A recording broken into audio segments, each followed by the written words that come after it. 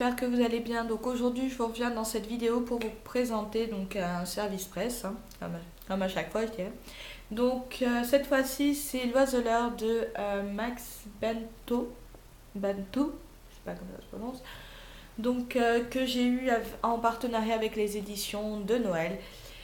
J'ai d'abord craqué pour la pochette, je la trouve super sympa avec ses reflets argentaires. J'espère que vous n'aurez pas trop de soleil. Mais voilà, en gros, ça raconte l'histoire d'un serial killer qui tue ses victimes en éparpillant des plumes d'oiseaux autour d'elle. C'est toujours des blondes, ça ne change pas. Et on dira que pour les avertir, il offre des petits oiseaux morts. Voilà, très sympa, très joyeux. Donc voilà pour l'histoire, en gros, je ne veux pas non plus trop vous raconter. Pour les personnages, on a donc l'enquêteur principal qui s'appelle Nils Trojan, ou Trojan, je sais pas comment ça se prononce exactement.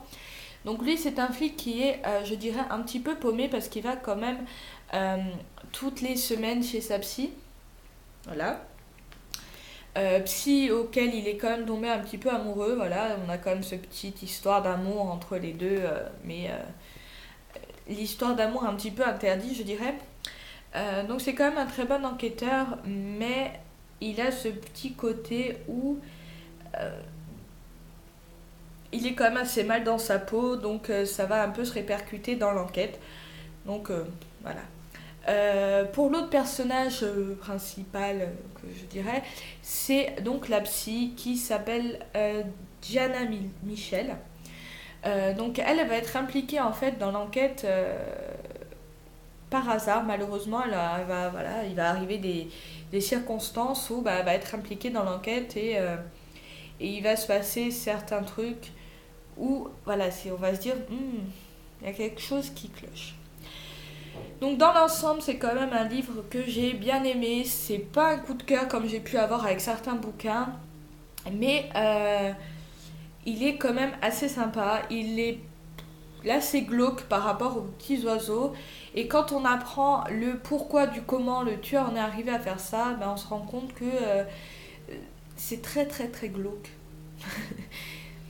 Je sais pas où l'auteur est allé chercher ce genre d'idée, mais c'est très glauque. La relation entre les deux personnages sont...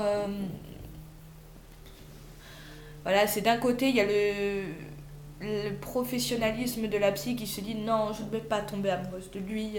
Mais en fin de compte, on s'en doute que c'est pas un spoil, mais voilà, elle va se dire, oh mon Dieu, mais... le tueur, je ne m'attendais pas du tout à ça. Enfin, je m'attendais pas que ce soit lui, parce que du début jusqu'à la fin, il nous mène sur des pistes bien différentes. Je ne m'attendais pas à ce que ce soit ce tueur-là. Donc ça m'a très surprise.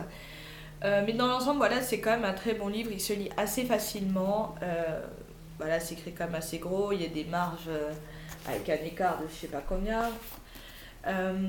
Mais je trouve quand même qu'il tue ses victimes d'une manière assez atroce.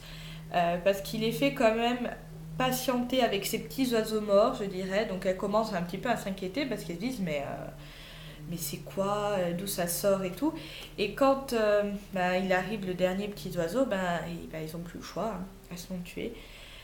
Mais voilà, je le trouve quand même très glauque. Voilà, c'est plus dans la glauque attitude, je sais pas si on peut dire ça, mais voilà, c'est un livre quand même que je conseille pour ceux qui aiment tout ce qui est thriller, parce que voilà, c'est très bien écrit.